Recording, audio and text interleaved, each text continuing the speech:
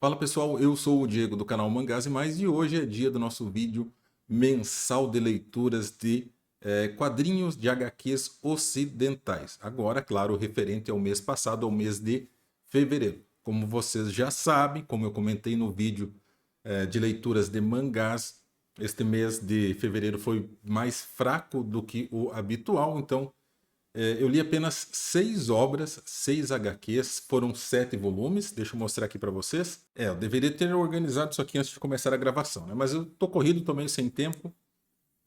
E eu li, finalmente, os volumes 1 e também, o volume 2 de A Espada Selvagem de Conan.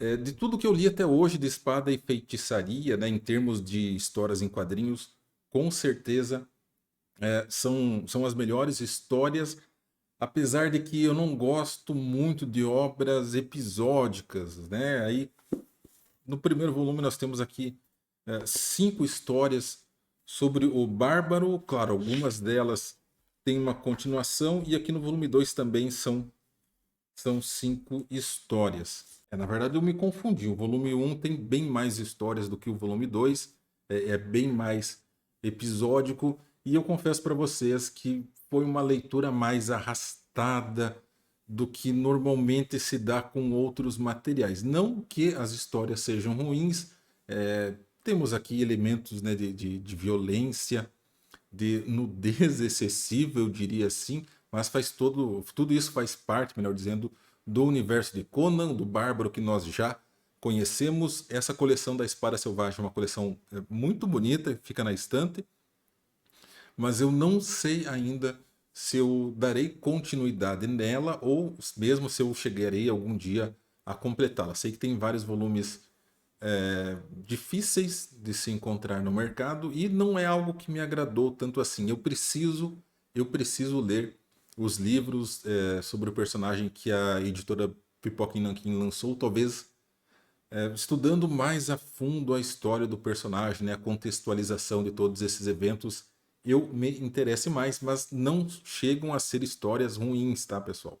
Não chegam a ser histórias ruins. Só não estão tanto assim do meu agrado quanto o restante das leituras que eu realizei no mês de fevereiro. E só para ilustrar, o vídeo de hoje não tem roteiro, tá? Tô falando tudo de cabeça. Só para mostrar para vocês, o material é todo em preto e branco, tá? Tudo em preto e branco. Não vejo necessidade de ser colorido. As capas são bonitas, inclusive nesse volume 1 aqui nós ainda não temos a estreia do John Buscema, né, que é o grande ilustrador, eu diria assim, das histórias do Conan. E é um material que eu recomendo apenas se você for de fato fã deste gênero de espada e feitiçaria. Bom, hoje eu tô todo atrapalhado, esqueci de pedir o like, esqueci de pedir para você se inscrever no canal se ainda não é inscrito, mas vocês já sabem disso, né? Inclusive, se quiserem ajudar mais o canal, tem as informações na descrição deste vídeo, inclusive para o nosso grupo de WhatsApp, se você quiser entrar lá para discutir, conversar sobre mangás, HQs, está convidado. Só mandar a solicitação. Tivemos que fechar, entre aspas, o grupo porque muitos robôs entravam lá fazendo propaganda, enfim. Dando continuidade aqui aos materiais que eu li, nós temos esse lançamento da Mitos Editora, né? O Fantasma por Dom Newton. Nesse material aqui é bastante luxuoso, tá? O meu tem uma marquinha aqui na capa de um afundamento. Isso aconteceu devido à entrega. É um material colorido, tá? Olha só, que bacana. E ele tem esse aspecto, né, de velho. O pessoal fez um tratamento nas folhas para que desse essa cara aqui de material mais velho, né? A gente pode ver aqui na bordinha das páginas, parece que é aquele papel, uma imitação de jornal, né? De folha de jornal. Não li muito de Fantasma, eu li um dos ônibus do Ray Moore, estou inclusive aqui com o segundo, que é o Círculo Dourado e Outras Histórias. É a próxima leitura de HQ que eu farei agora neste mês de março. E o que me chamou a atenção nesse material aqui é que as histórias me pareceram mais aventurescas, né?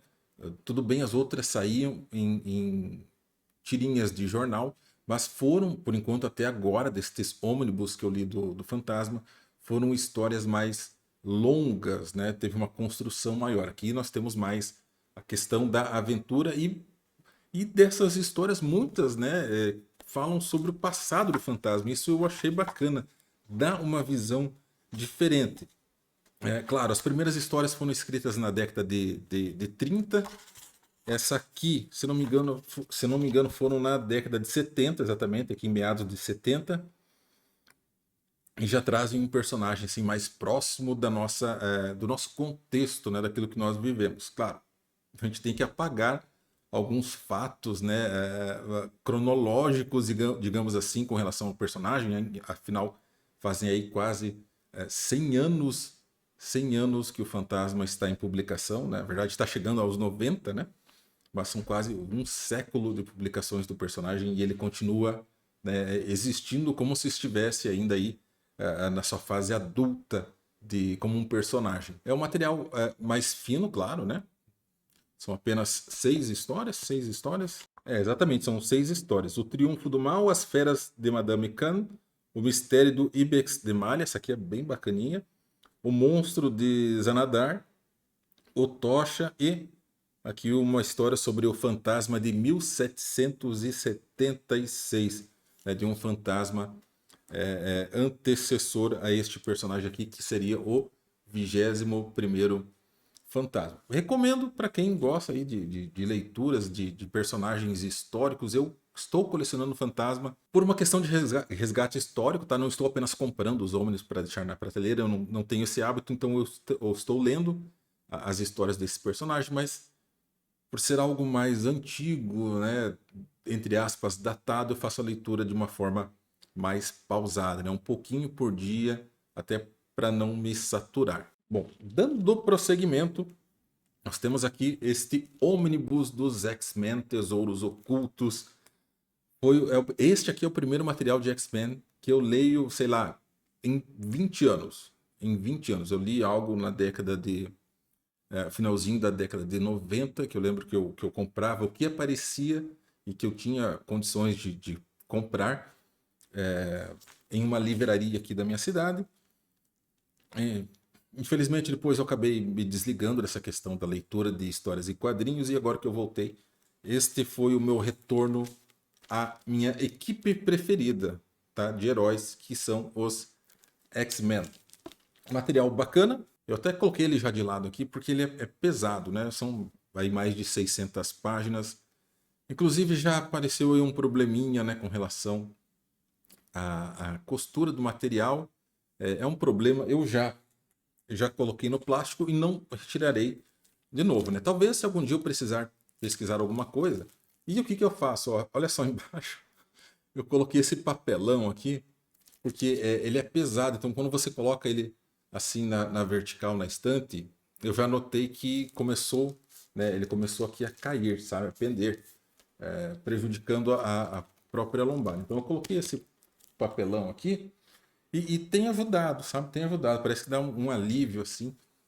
Não imagino que não será tão rápido assim a deterioração desse material. Não sou muito fã desses tipos de ônibus. Eles são pesados, desconfortáveis, ruins para ler. Diferente, por exemplo, do ônibus do Fantasma. Ele é bem mais leve, mais fácil de manusear e não dá tanta dor de cabeça. Não dá tanta dor de cabeça assim quanto esses ônibus aqui que a Panini tem lançado. Claro, isso pode acontecer com qualquer editora, mas nesses casos da Panini é algo bastante corriqueiro. São histórias bacanas, eu gostei, tá? A questão da diversão, elas me divertiram e este é o propósito dessas histórias em quadrinhos, não é fazer a sua cabeça explodir. Então, quando eu leio normalmente e eu sinto que a intenção é a diversão, eu não fico procurando furo de roteiro, né? Ah, como que o personagem estava em tal lugar e agora ele já apareceu no outro em tão pouco tempo. Então, a gente, né, esquece essas coisas, aproveita a leitura. A equipe aqui é bem diferente daquilo que a gente conhece nos cinemas. Temos aqui a Jean Grey, o Ciclope, claro, o Professor Xavier, o Fera, antes de ganhar o aspecto clássico, eu diria, que nós víamos na animação da década de 90. O Anjo, o irmão do Scott Summers, que fugiu o nome agora, a namoradinha dele, e o Homem de Gelo. Então é uma equipe bem diferente, né? Sem o Wolverine. A Tempestade aqui faz uma pontinha antes de se tornar uma X-Men. Tem participação aqui em algumas histórias com o Quarteto Fantástico, com o Kraven do universo aí do Homem-Aranha. Inclusive o Homem-Aranha é citado aqui algumas vezes. O Magneto é um vilão mesmo, sabe?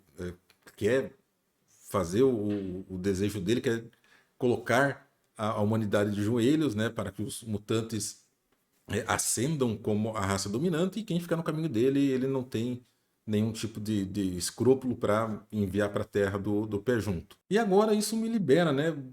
Me deu um pouco, eu diria assim, de bagagem, porque as histórias dos X-Men que eu conhecia são lá da década de 90, então não tinha muita questão assim da origem dos X-Men. Claro, tem coisa que a gente pesquisa na internet, mas ler as histórias mesmo, né?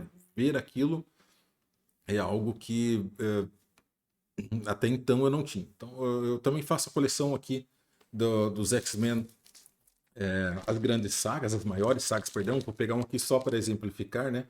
Que nós temos o Cisma. Então eu tenho alguns desses materiais aqui comprados e eu começarei a fazer a leitura deles. Se eu não me engano, a primeira história desse maiores sagas já se passa na década de 90, então será algo mais familiar, mais talvez do meu agrado. Bom, agora, gente, chegamos à metade e aqui é onde começa os Bonelli, tá? Os quadrinhos italianos. E eu apresentaria aqui eles em uma ordem, mas qualquer um deles poderia ser a minha melhor leitura do mês. Inclusive, se eu não me engano, este aqui eu coloquei como o melhor lá na minha planilha, que é Hell Noir, lançado pela editora 85.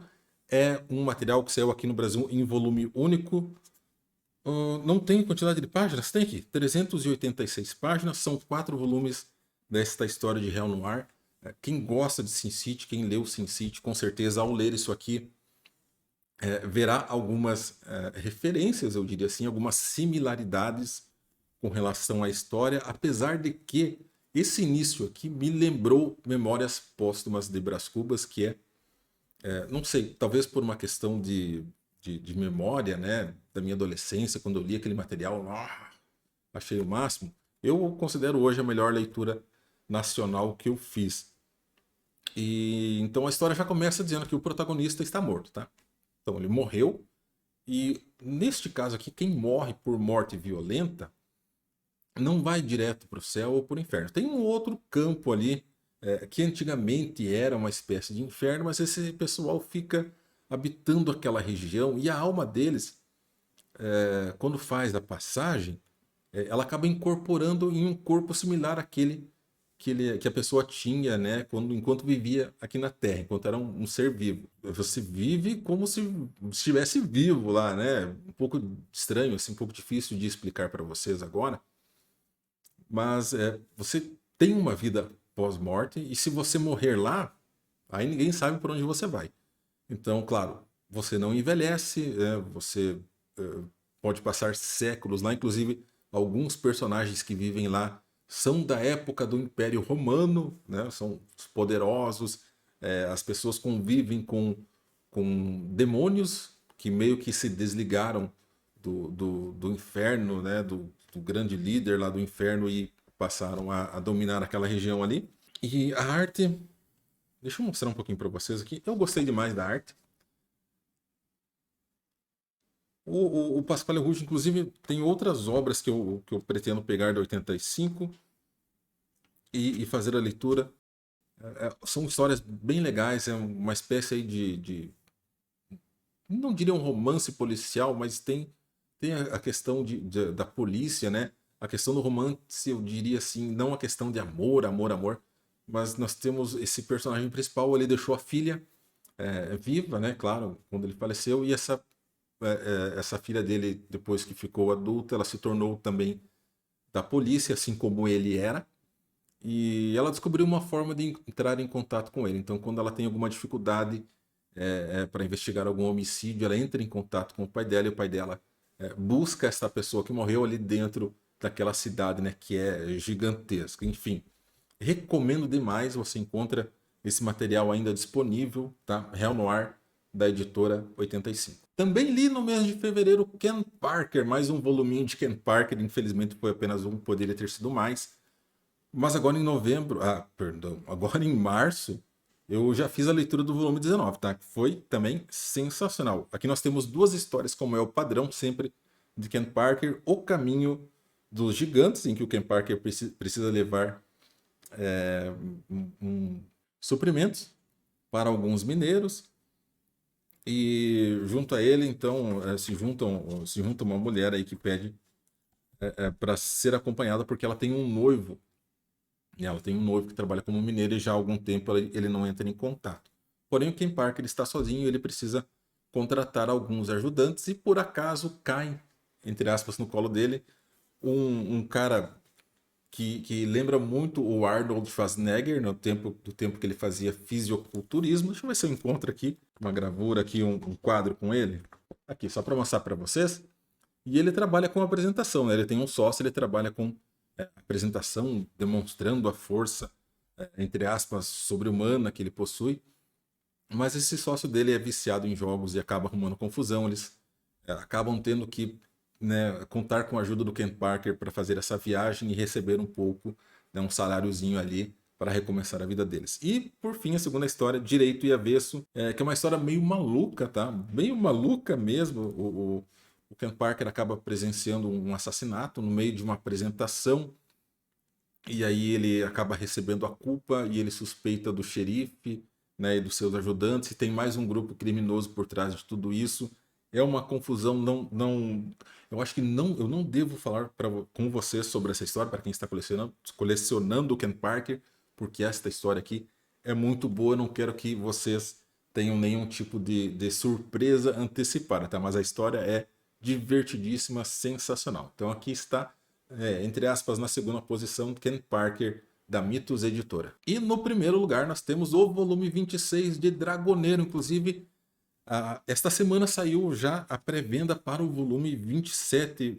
Que bom, eu fico muito contente que essa coleção tenha engrenado e está saindo agora um volume a cada 2 meses, né? Então é uma publicação agora bimestral. Também temos duas histórias aqui.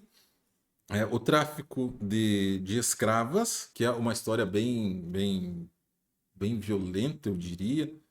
Por acaso, os traficantes de escravas, que é algo proibido pelo Império, mas muita gente faz vista grossa, o pessoal que se envolveu nisso começa a morrer, né? Começam a ser assassinados. E é claro, o nosso Ian Aranil é convocado para fazer uma investigação, porque isso, né? O tráfico não é legal, mas também os assassinatos são crimes. Então ele e o Guimor vão lá para tentar resolver a situação e envolve aí uma filha desaparecida e um pai atrás de vingança. O bacana é que tem algumas referências a outras histórias, a outros personagens, como por exemplo a Loba. Você lembra da Loba? Aquela mulher bonita que o Ian Ranil teve algum, né, um relacionamento no passado. Ela acabou se casando com um general na corte. E eu não lembro exatamente o volume agora, mas a história se passa justamente na corte, né, enquanto o Ian está lá no Império.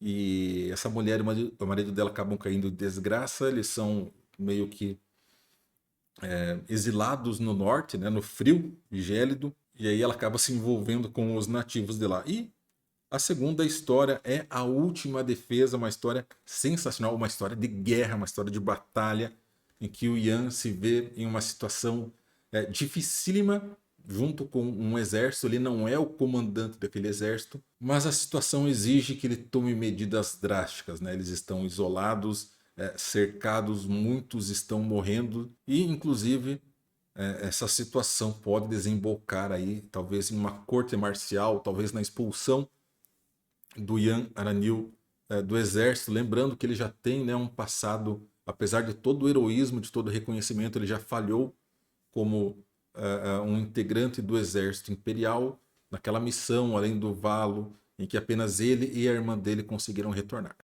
São histórias muito boas. A melhor obra de fantasia que eu tenho lido em histórias de quadrinho é Dragoneiro, super recomendo para vocês. Eu esperava que o vídeo não ficasse tão longo, infelizmente, pelo que eu estou percebendo, ele terá alguns bons minutos. Se você me acompanhou até o final do vídeo, meu muitíssimo obrigado. Eu sou o Diego do canal Mangás e Mais. Até mais.